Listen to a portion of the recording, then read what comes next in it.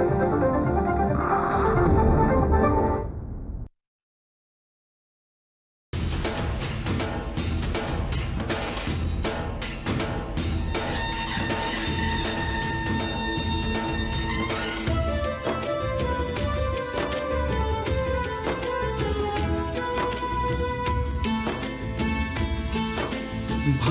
आपुले थोर म्हणून जाहलो मराठी, विश्वाच्या गाभारी गर्जे मराठी. भाग्य आपुले थोर म्हणून जाहलो मराठी, विश्वाच्या गाभारी गर्जे मराठी. गर्जे मराठी, गर्जे मराठी, विश्वाच्या गाभारी गर्जे मराठी. नमस्कार. गर्जे मराठी प्रस्तुत विश्वाच्या गाभारी गर्जे मराठी या कार्यक्रमामध्ये आपल्या सगळ्यांचं मनापासून स्वागत. मंडळी, आपल्या सगळ्यांनाच माहिती आहे की या कार्यक्रमात आपण जगभरामध्ये महाराष्ट्राच्या सीमा ओलांडून, देशाच्या सीमा ओलांडून वेगवेगळ्या क्षेत्रामध्ये जे मराठी लोक कर्तृत्व गाजवत आहेत, मग ते संशोधन असेल किंवा IT इंडस्ट्री असेल किंवा अगदी सिव्हिल इंजिनिअरिंग असेल, अशा वेगवेगळ्या क्षेत्रामध्ये काम करणाऱ्या मराठी जनांशी आपण गप्पागोष्टी करत असतो. या भागामध्ये आपल्याकडे जागतिक आरोग्य क्षेत्रामध्ये खूप मोलाचं काम करणारे आणि स्टॅनफर्ड युनिव्हर्सिटीमध्ये प्राध्यापक असलेले डॉक्टर प्राध्यापक अनुराग मैराळ उपस्थित आहेत. मैराळ हे स्वतः संशोधन क्षेत्रात तसंच उद्योग क्षेत्रातही कार्यरत आहेत. डॉक्टर मैराळ हे स्टॅनफर्ड युनिव्हर्सिटीचे प्राध्यापक आणि स्टॅनफर्ड बायोडिझाईनच्या ग्लोबल आउटरीचचे संचालक आहेत, ज्यांनी स्टॅनफर्ड इंडिया बायोडिझाईन कार्यक्रमाची स्थापना करण्यातही महत्त्वपूर्ण भूमिका बजावली आहे.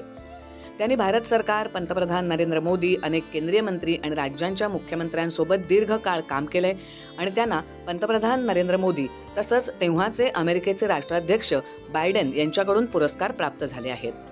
अलीकडेच त्यांनी गर्जे मराठी ग्लोबल इनोव्हेशन अकॅडमीचे कुलगुरू म्हणून पदभार स्वीकारलाय.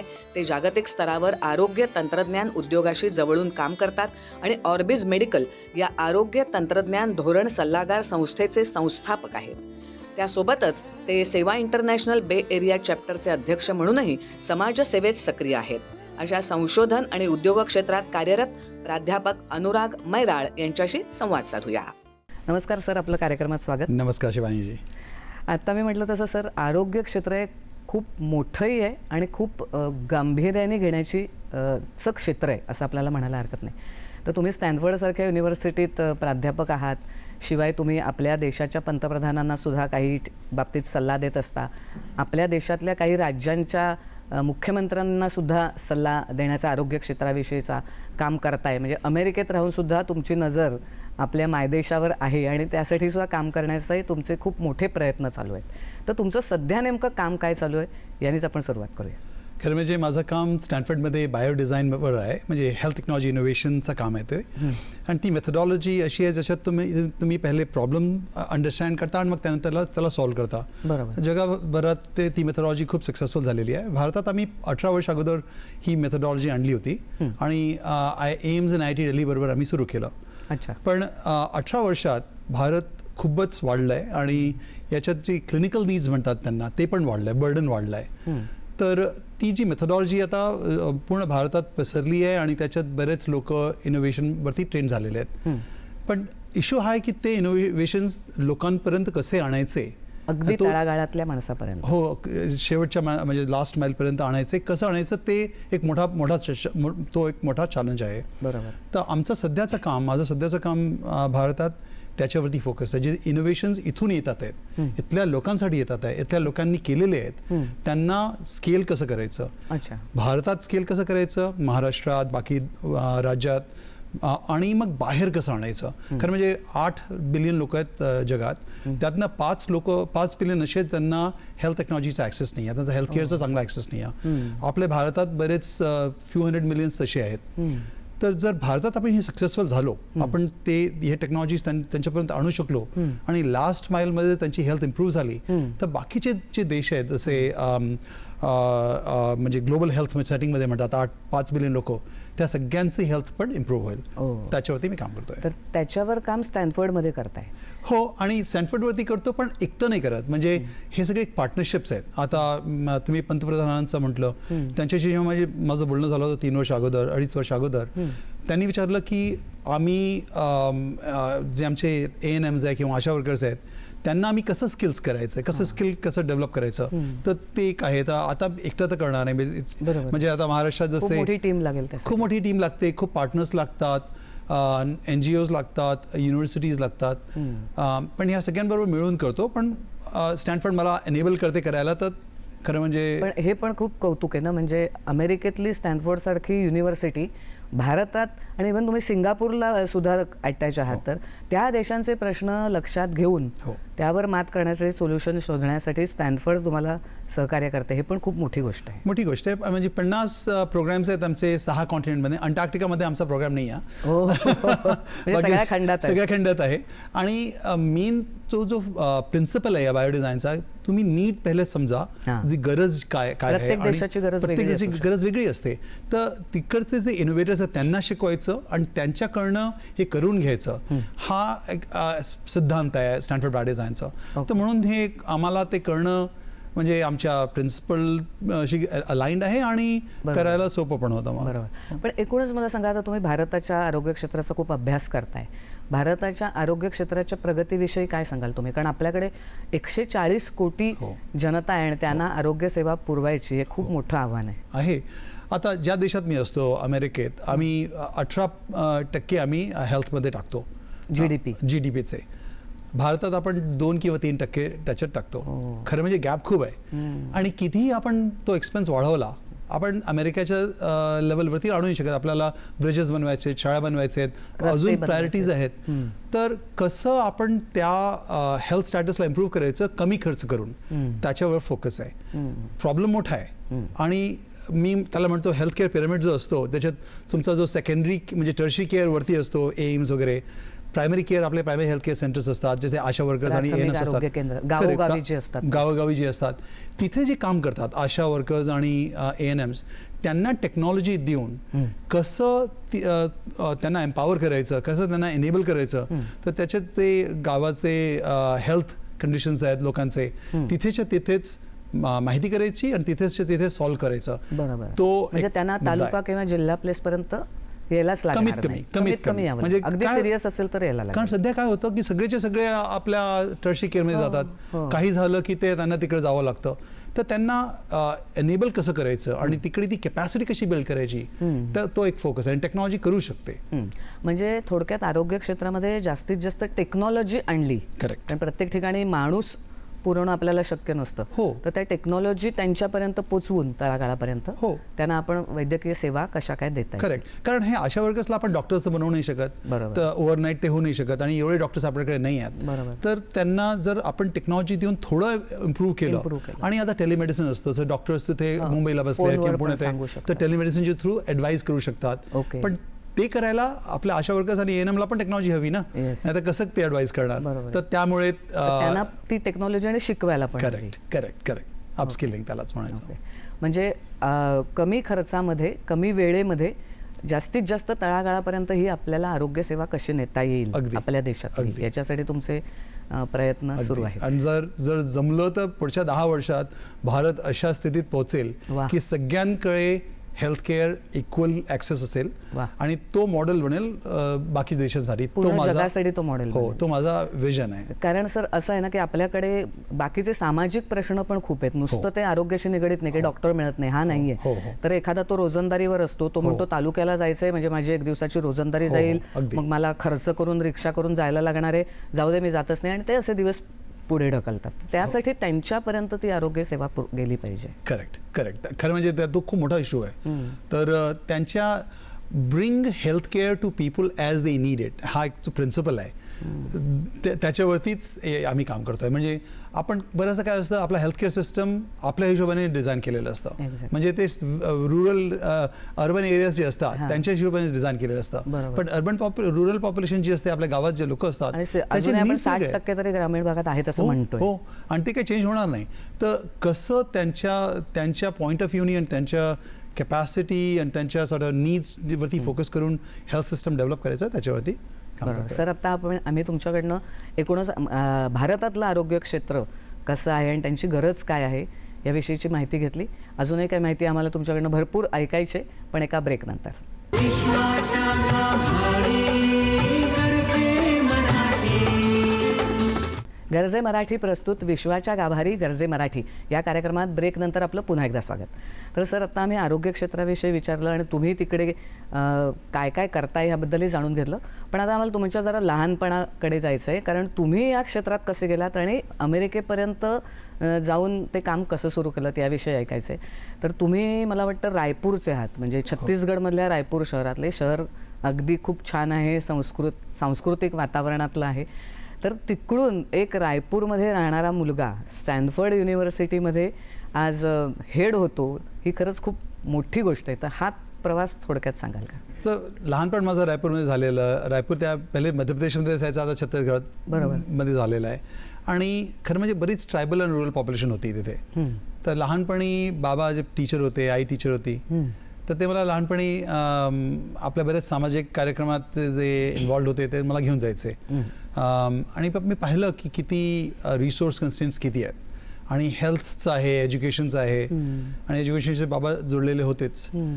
तर जाणवलं की म्हणजे जर आपल्याला लाईफ लोकांची इम्प्रूव्ह करायची आहे, स्पेशली अंडरसर्व्ड कम्युनिटीज जे लोक आहेत, रुरल कम्युनिटीजचे किंवा ट्रायबल कम्युनिटीचे, तर त्यांना एज्युकेशनच्याच थ्रू हे होऊ शकतं. बरोबर आहे. आणि बाबांचं म्हणणं होतं की दुसऱ्यांना हेल्प करण्याच्या अगोदर पहिले तुम्ही स्वतः शिका, त्या स्वतःला त्या लायकीचं बनवा. तर एज्युकेशनवरती फोकस केला. माझी स्कूलिंग लहानपणी मी एका मराठी शाळेत जायचो. पाचवीपर्यंत मराठी शाळा होती, सौकुसुमताई दापके. आणि मग 6वीपासून दुसऱ्या शाळेत गेलो आणि कॉलेज तिथेच केला मी, NIT रायपूरमध्ये. आणि मग मास्टर्ससाठी मी IIT बॉम्बेला आलो. मास्टर्स झाल्यानंतर मग मी PhD साठी US ला गेलो. पण ते जे रूट्स होते, तर जी लर्निंग मिळाली तिथून रायपूरहून आणि जे शिकायला मिळालं आईबाबांकडून, संस्कार कायम राहतात आपले. हो. आणि त्यांचं म्हणणं होतं, आईबाबांचं म्हणणं होतं की तुम्ही स्वतःचं नेहमीच बघता, पण लोकांचं कसं करायचं, आणि त्यांनी तुम्हाला जो सॅटिस्फॅक्शन आणि जो ब्लेसिंग्स मिळतात ते कसं मिळवायचं ते खूप इम्पॉर्टंट असतं. तर ते डोक्यात राहिलं आणि PhD केली. मग 2 पोस्टडॉक्स केले, एक युरोपमध्ये, एक मिशिगनमध्ये. आणि त्यानंतर मी इमिजिएटली युनिव्हर्सिटीमध्ये प्रोफेसर नाही झालो. मी इंडस्ट्रीमध्ये काम केला, कारण मला शिकायचं होतं की कसं रिअल वर्ल्डमध्ये कसं तुम्ही हेल्थ टेक्नॉलॉजी करता किंवा बायोटेक करता. तर माझे जॉब्स बायोटेक आणि हेल्थ टेक्नॉलॉजी इंडस्ट्री नोकरी केली मी. हो, केली मी प्रॉपर. हो, जॉन्सनमध्ये लास्ट जॉब केला. आणि मग 2007मध्ये स्टॅनफर्ड युनिव्हर्सिटी एक ग्लोबल प्रोग्राम तयार करत होता बायोडिझाईनवर. अच्छा. आणि ते वेगळ्या देशांचा विचार करत होते. आणि जेव्हा त्यांनी ठरवलं की भारतात ते करणार आहेत, तर त्यांनी मला रिक्रूट केलं आणि मी जॉईन केलं as a founding faculty member, कारण की मला ते काम करायचं होतं. आणि हे 2007 पासून कामाच्या निमित्ताने भारताशी कनेक्ट झाला तो. कारण की तोपर्यंत मी भारताबरोबर खूप काम केलं नव्हतं. भारताचं होतं आणि कनेक्शन होतं, मी येत होतो, पण काम नव्हतं केलं. पण ही अपॉर्च्युनिटी मिळाली म्हणून मी इमिजिएटली ती घेतली आणि मी परत अकॅडमियाला आलो. आणि मागच्या 18 वर्षात जो काम झाला इथे, पहिले एम्स आणि IIT दिल्ली बरोबर इनोव्हेशन झालं, इनोव्हेशन प्रोग्राम झाला, आणि त्यानंतर आता पूर्ण भारतात ते पसरलं आहे. तर ते म्हणजे सगळ्या अल्टिमेटली त्या रूट्सवरतूनच आलेलं आहे. मस्त.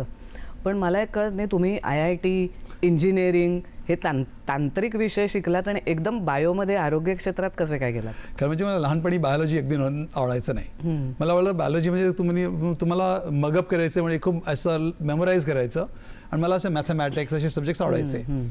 मला काय जाणवलं जेव्हा माझं PhD करत होतो, ते माझे प्रोफेसर होते, ते इंजिनिअरिंग आणि मेडिसिन दोन्हीवरती काम करायचे. त्यांनी म्हटलं हे 2 फील्ड्स आहेत, ते खरं म्हणजे बरोबर त्यांनी काम केलं, पूरक आहे. आणि तुम्ही नवीन सोल्युशन्स जे तयार करायचे तुम्हाला मेडिसिनसाठी, हा जर तुम्हाला टेक्नॉलॉजी बॅकग्राऊंड असला की तुम्ही खूप चांगले सोल्युशन तयार करू शकता. बरोबर. तर मग मी इंटरेस्ट घेणं सुरू केलं आणि माझं जेव्हा जॉब्स या फील्डमध्ये झालं जाणवलं की बरंच म्हणजे मी केमिकल इंजिनियर आहे. केमिकलचा ब्लड जो बॉडीमध्ये फ्लो होतो ते केमिकल इंजिनियर आहे शेवटी. तर खरं म्हणजे तसंच माझं शिफ्ट झालं आणि जितकं काम मी त्या फील्डमध्ये केलं तितकं जाणवलं की इंजिनियर्सची बरीच व्हॅल्यू आहे. खरं म्हणजे मी स्कूल ऑफ मेडिसिनमध्ये प्रोफेसर आहे.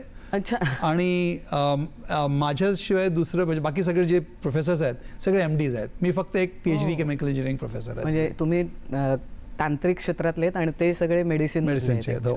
ओके. पण म्हणजे मला तेच म्हणायचं की जेव्हा आम्ही सुद्धा एखाद्या डॉक्टरकडे जातो तर डॉक्टर आपल्याला एक्सरे काढा, टेस्ट करून द्या, तर ह्याला आपल्याला टेक्नॉलॉजीच लागत असते. हो, अगदी. म्हणजे आज पूर्ण वैद्यकीय क्षेत्र हे टेक्नॉलॉजीवरच अवलंबून आहे खरं. अगदी. जितके ॲडव्हान्सेस झालेत मेडिसिनमध्ये मागच्या 100 वर्षात, आता तुम्ही हार्ट सर्जरी वगैरे असते किंवा स्टेंटिंग प्रोसिजर असतं, रोबोटिक अजून आलेलं आहे, ते सगळे ॲडव्हान्सेस टेक्नॉलॉजीचेच आहेत. तर ते डॉक्टर्स आणि इंजिनियर्स बरोबर काम करायचं हा जो प्रिन्सिपल आहे हा खूप इम्पॉर्टंट प्रिन्सिपल आहे. आणि खरं म्हणजे मला ती अपॉर्च्युनिटी मिळाली, मला त्यामुळे बराच फायदा झाला. पण तुम्ही जी नोकरी केली त्यात मला वाटतं जॉन्सन अँड जॉन्सनमध्ये केलीत, म्हणजे एवढ्या मोठ्या मल्टीनॅशनल कंपनीमध्ये नोकरी केलीत, तर ती सोडून युनिव्हर्सिटीमध्ये शिकवायला यायचं किंवा संशोधन करायला यायचं, हा पण एक मेजर डिसिजन होता. आणि तो डिफिकल्ट डिसिजन होता. बाबांचं म्हणणं होतं की तू कशाला सोडतोय जॉन्सन, एवढी चांगली नोकरी. पण माझं म्हणणं होतं की मला इनोव्हेशनवरती फोकस करायचं आहे आणि नेक्स्ट जनरेशनला शिकवायचं आहे. तर त्या कारणाने मला परत अकॅडमियामध्ये यायचं. आणि खरं म्हणजे मी पूर्ण प्रकारे मी इंडस्ट्रीला सोडलो नाही. मी स्टॅनफोर्डमध्ये प्रोफेसर जरूर आहे, पण माझी एक स्ट्रॅटेजी कन्सल्टिंग फर्म पण आहे. ते मी जेव्हा स्टॅनफोर्ड जॉईन केलं मी स्ट्रॅटेजी कन्सल्टिंग फर्म पण मी कोफाउंड केली. आणि त्या सगळ्या मोठ्या कंपनीज बरोबर काम करते. J&J असेल किंवा बॉस्टन सायंटिफिक, या सगळ्या कंपनीज बरोबर काम करते आणि त्यांना ॲडवाइस करते. पण एक कंपनी स्थापन केली आणि त्याचे संस्थापक आहात. हो. तर तुमचं हे असं शिकवण्याचंच काम असल्यामुळे आपोआप गर्जे मराठीविषयी कनेक्ट झाला आणि तिथे पण तुमच्या या ज्ञानाचा तुम्ही उपयोग करून देणार आहात, म्हणजे देत पण आहात. तर तो नेमका कसा देताय ते जाणून घेऊया एका ब्रेक नंतर.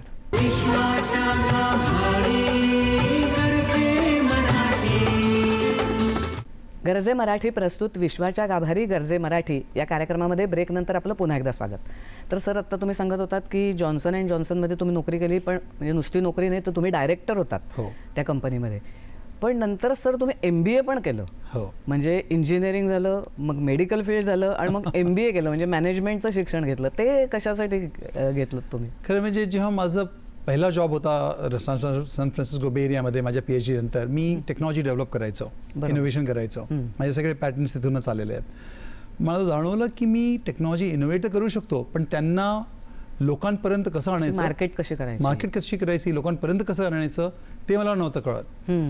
तर ते बिझनेस प्रिन्सिपल्स आहेत ते खूप इम्पॉर्टंट आहे, त्याला स्केल अप करायला ते मला कळलं. तर म्हणून मी MBA केली बर्कलीमध्ये, युनिव्हर्सिटी ऑफ कॅलिफोर्निया बर्कलीमध्ये. बर्कली ही खूप मोठी नावाजलेली संस्था आहे ज्याच्यातून तुम्ही MBA केलं. मग आता आपण गर्जे मराठीकडे येऊया की हे सगळं म्हणजे आता तुम्ही थोडक्यात इंजिनिअरिंग, मेडिकल फील्ड आणि MBA या सगळ्यामध्ये निष्णात झाल्यानंतर आपल्याला जे नॉलेज आहे त्याचा गरिबांसाठी कसा उपयोग करता येईल, म्हणजे जे आपण सायन्स आणि टेक्नॉलॉजी आज डेव्हलप करतोय ती फक्त श्रीमंतांना नाही तर ती गरिबांना तळागाळापासून मिळाली तर कोणताही समाज विकसित होतो. तर ह्यासाठी तुम्ही प्रयत्न करताय. त्यासाठीच गर्जे मराठी सुद्धा थोडासा त्यांच्या छोटासा का होईना हातभार लावते आणि त्यात तुम्ही सुद्धा आता त्यांच्या एका सेक्शनचं व्हाईस चॅन्सलर पद स्वीकारलेलं आहे. तर नेमकं गर्जे मराठीमध्ये आता तुम्ही काम करताय. तर जेव्हा गर्जे मराठी सुरू झालं आणि त्याच्यात स्ट्रॅटेजी डेव्हलप होत होती, तर मी जे फाउंडिंग टीम होती गर्जे मराठीची त्यांच्याबरोबर मी काम केलं, मी त्यांना ॲडवाईस दिली. आणि मला हे फार आवडलं की आपले जितके मराठी माणसं आहेत सगळीकडे ते सगळ्यांना बरोबर आणून महाराष्ट्रासाठी आणि महाराष्ट्राच्या लोकांसाठी काहीतरी करायचं, हा एक खूप छान त्यांनी हा धोरण घेतला होता, कॉन्सेप्ट घेतला होता. तर मी इन्व्हॉल्व तर होतो, पण जेव्हा गर्जे मराठी इनोव्हेशन अकॅडमीचा विचार आला आणि फाउंडिंग टीम आनंद गानोजी आणि बाकी लोकांनी मला विचारलं की तुम्ही ही पदवी घ्याल का आणि याची लिडरशिप घ्याल का, ते मला डिसिजन घ्यायला खूप अवघड नव्हतं. कारण आईबाबांचं टीचर असल्यामुळे मी पाहिलं होतं की त्यांचा इम्पॅक्ट लोकांवरती काय होतं. आणि मी स्टॅनफोर्डमध्ये शिकवण्याची नॅक अगदी अगदी. आणि स्टॅनफर्डमध्ये मी शिकवतो, पण मी कोणाला शिकवतो, हे MD स्टुडंट्स आहेत किंवा MS PhD स्टुडंट्स आहेत. हे सगळे खूप ॲडव्हान्स्ड एज्युकेशनचे लोक आहेत. पण माझं हे म्हणणं आहे की कुठलीही सोसायटी, जसं तुम्ही म्हटलं, ती तेव्हाच इम्प्रूव्ह होणार आहे की सगळ्यांना एज्युकेशन मिळायला पाहिजे आणि सगळ्यांना ती सेम अपॉर्च्युनिटी मिळायला पाहिजे जे स्टॅनफर्डच्या स्टुडंट्सना मिळतं, जी मला मिळाली IIT मध्ये जाऊन वगैरे किंवा बर्कलीमध्ये जाऊन. आणि त्यासाठी ही इनोव्हेशन अकॅडमी खूप इम्पॉर्टंट आहे. भारतात 1.4 बिलियन लोक आहेत, 140 करोड लोक आहेत. त्यात खूप मोठा प्रपोर्शन असा आहे जे रुरल एरियाजमध्ये असतात किंवा लहान शहरात असतात, लोअर इकॉनॉमिक स्टॅटाचे आहेत. आणि IITs खूप कमी आहेत, एम्स खूप कमी आहेत. तर सगळ्यांना ती एज्युकेशन ते आता वाढले आहेत आणि कितीही वाढले तरी सगळ्यांना ती अपॉर्च्युनिटी मिळणार नाही. आणि जर फ्युचरचे प्रॉब्लेम्स पाहिलेत आपण, AI, आर्टिफिशियल इंटेलिजन्स आहे किंवा रोबोटिक तुम्ही म्हटलं, हे सगळे प्रॉब्लेम्स खूप मोठे प्रॉब्लेम्स आहेत. त्यांच्याकरता आपल्याला खूप वेल डेव्हलप टॅलेंट पाहिजे. सध्या तो गॅप आपल्या इंडस्ट्रीला काय पाहिजे, आपल्या इकॉनॉमीला काय पाहिजे आणि आपण आपले स्कूल्स काय देऊ शकतात, खूप मोठा गॅप आहे. म्हणून तर हल्ली कौशल्याधारित शिक्षणाकडे आपण जे वळतोय. Correct exactly. तर त्या सगळ्या लोकांना ते कौशल्य आणि ती स्किल्स कसे आणायचे आणि त्यांना अपस्किल कसं करायचं to bring them to the level of Stanford student, तो एक गोल आहे गरजे मराठीचा. म्हणजे ह्या अकॅडमीतनं ते करण्याचं काम आहे. वेळ लागेल, बरेच वर्ष लागतील. पण महाराष्ट्रातल्या म्हणजे तरुणांना तुम्ही नेमकं ते कसं काय त्यांच्यापर्यंत पोहोचवणार आहात? तर 2-3 गोष्टी आम्ही करणार आहोत. फर्स्ट ऑफ ऑल आम्ही पार्टनरशिप करणार आहोत सगळ्या एज्युकेशन इन्स्टिट्यूशन्स बरोबर आणि युनिव्हर्सिटी किंवा त्यांच्याकडे जे कोर्सेस नाही आहेत ते शिकवू नाही शकत. पण आमच्याजवळ जी कॅपॅसिटी आहे, आमची ग्लोबल कॅपॅसिटी आहे, वर्ल्डचे फोरमोस्ट एक्सपर्ट्स आमचे फॅकल्टीमध्ये आहेत. तर त्यांची मदत घेऊन ते त्यांना ऑनलाईन शिकू शकतात. ते कोर्स डेव्हलप झाल्यानंतर त्या आपल्या पार्टनर इन्स्टिट्यूशन्सच्या लोकांना शिकवू शकतो. आणि नुसतं शिकवून नाही, त्यांना नंतर काहीतरी रोजगाराच्या संधी. अगदी. आणि तिथेच मिळणार होतो आता की काय होतं की जे हे लोक शिकतात, मुलं शिकतात आणि त्यानंतर त्यांना जॉब शोधायला बराच वेळ असतो. आणि त्याचं कारण आहे की जे ते शिकतात ते डायरेक्टली रेलेव्हंट नसतो इंडस्ट्रीसाठी. तर आम्ही काय करतोय, आम्ही पार्टनरशिप फक्त एज्युकेशन इन्स्टिट्यूशन बरोबर नाही करत आहे, आम्ही इंडस्ट्री बरोबर पण करतोय. तर जे जसे इन्फोसिस असली किंवा टाटा असलं त्यांच्याबरोबर आणि किंवा स्टार्टअप्स असल्यात, त्यांना लोकांची आवश्यकता आहे आणि लोक मिळत नाही, त्यांना करेक्ट प्रॉपर प्रकारचे लोक मिळत नाही. तर त्यांच्याशी माहिती करून की तुम्हाला कसे लोक पाहिजे, तुमचे स्किल्स काय हवेत, काय काय नॉलेज त्यांना मुलांना हवं, ते माहिती करून त्यांचे जे नीड्स आहेत त्यांना या करिक्युलममध्ये वीव इन करणं आणि त्या करिक्युलमला शिकवणं या लोकांना आणि कनेक्ट करणं इंडस्ट्रीशी, तो आमचा सोल्युशन आहे. मोठा गोल आहे. हो. तर सर, आत्तापर्यंत आपण तुमच्या एकूण सगळ्या प्रवासाविषयी, नंतर तुम्ही कुठल्या कुठल्या क्षेत्रात काम करताय आणि ते अमेरिकेत करत असूनही भारताशी ते कसं कनेक्ट करताय आणि त्याचा उपयोग भारतालाही देण्याचा प्रयत्न तुमचा चालू आहे एक भारतीय म्हणून सुद्धा. आणि आपण म्हणतो ना की give back to our society, त्यासाठी सुद्धा म्हणजे तुमचं काम आहे आणि तुम्ही एक सामाजिक कामही त्यातनं करताय. ही खूप ह्या अर्ध्या तासात आम्हाला माहिती कळली, पण तुमचं काम एवढं मोठं आहे की तुमचं काम अजून आम्हाला जाणून घ्यायचं आहे. त्यासाठी आपण मला वाटतं पुन्हा दुसऱ्या भागात भेटूया, कारण तुमच्याकडनं आम्हाला बरंच काही ऐकायचं आहे. तर ह्या भागात इथेच थांबूया. पुढच्या आठवड्यातही तुमच्याशीच या विषयावर गप्पा मारूया. तोपर्यंत नमस्कार.